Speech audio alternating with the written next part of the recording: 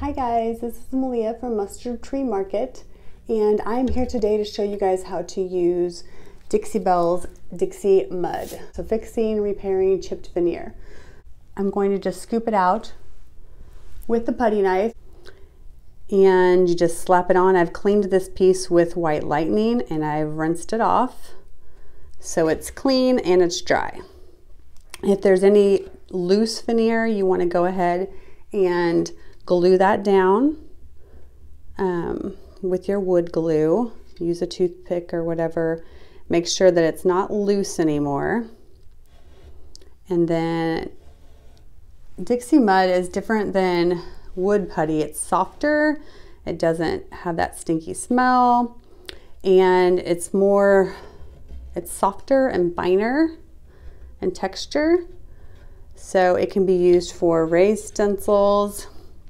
It can be used to, I even use it on tops of buffets and such to fill in little scratches. And it works really well for that. And then you just sand it down with a sanding sponge. Just a real light sanding sponge is all it takes. And it will make the top of a buffet look completely perfect without any imperfections. And you can also use it to fill a corner that's chipped off. It'll dry hard. So you can shape it like that. And you're better, because of drying time, to do it in multiple coats. If you have a really thick gouge, you know, put it on, let it dry, and then put on more. This works great for filling holes in drawers. If you have to replace hardware or something, it works great for that. And I'm just going to take a heat gun to it. You can also just let it dry on its own, no problem.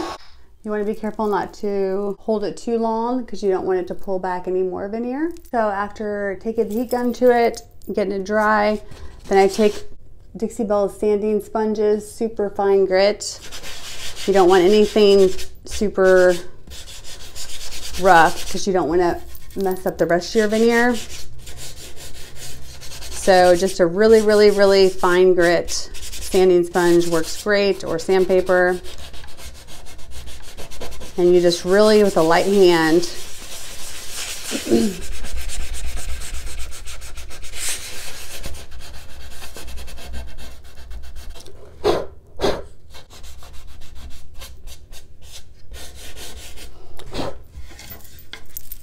if it looks smooth. See how it's filled in there? It's all filled in, it's ready to paint, guys.